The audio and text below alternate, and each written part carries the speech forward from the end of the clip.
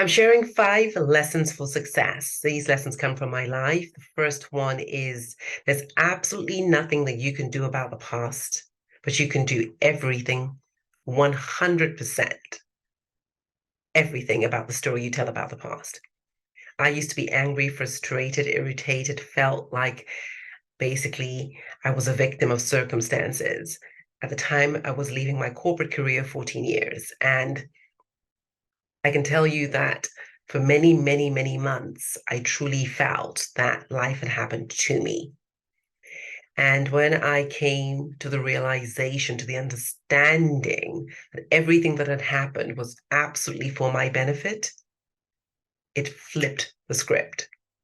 So that manager, I used to really feel some really negative thoughts about the teams I felt had betrayed me, the company that I had trusted and I'd worked for 14 years that I thought had let me down.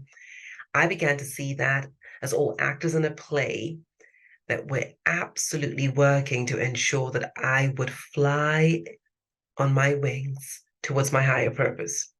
Do you know that baby eagles, their parents come and feed them very regularly? And as the baby eagles grow, the parents come less and less until they don't come anymore. And that eagle, because it wants to eat, must leave its nest, must go out on the branches, and one day must dare to fly.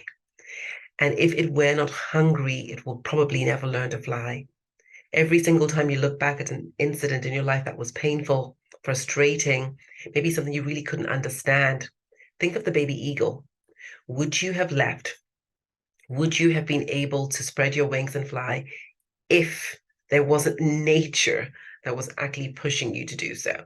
So the first point is you cannot do anything about the past. I can't do anything about the circumstances. However, I can totally own and change that story I tell about it. I can be a victim or I can be a hero. Your choice. The second thing I want to share is that in order to truly have a big life, it's important to practice forgiveness. The reason why this is essential is that when we choose not to forgive, a few things happen. One, in order to keep that sentiment of justification for feeling bad, we get to keep reliving those circumstances and feeling bad about it on a regular basis. This is our excuse. This is the way our mind basically tricks us to not release the past. This is why you want to make sure that you are practicing forgiveness on a regular basis, because every time you focus on that person who did whatever they did to you, guess what? You're becoming more of them. What you focus on, you become. So that person is who you become. The longer you think about them, the more like them you become. So you don't want to be focusing on them and what they did or didn't do. You want to be focusing on your dream. And that dream of yours is not at all on the frequency of those low vibrational emotions that you have been feeling by holding on to that past hurt. People who are visionaries, people who create big things, people who really go out and live their dreams, thus living on that frequency, are masters of forgiveness. That's a big tip that you can take. The other life lesson I would say is this paradox between feel it to heal it and focus exclusively on what you want. Now, this is very important because, yes, indeed, it's important to focus on what you want because what you focus on, you become more of. And you have this thing called the reticular system in your brain. The more you prime it to look for certain things, the more it will find those things. So if you're looking for opportunity, you'll find opportunity, right? However, there's also a school of thought that says if you really want to heal from something, then you have to allow yourself feel it. So how do you bridge these two paradoxes? Well, the tip is this. Indeed, spend most of your time focusing on that which you truly desire. If, however, there are emotions that are constant, that you really don't seem to be able to let go of, then it's important to create space. Now, this is a space that is short periods of time, and you allow yourself dive really deep into the ocean, get the pearl, and come out. It's not about wallowing in those spaces for months and years and decades. No, it's about truly saying, I get to allow this emotion, energy in motion. I get to allow this emotion move through me so it could leave me.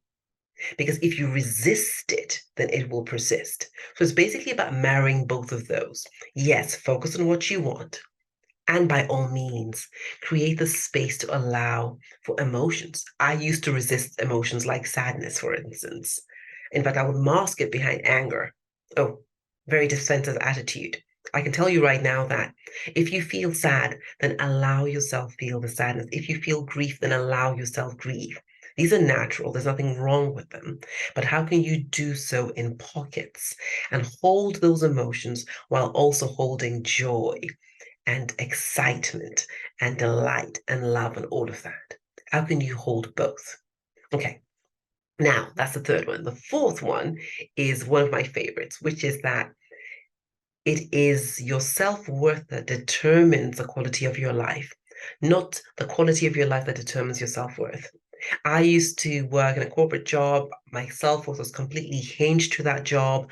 In fact, I felt whenever my results were great, then I felt good about myself. And when they were not, I did not. So can you imagine?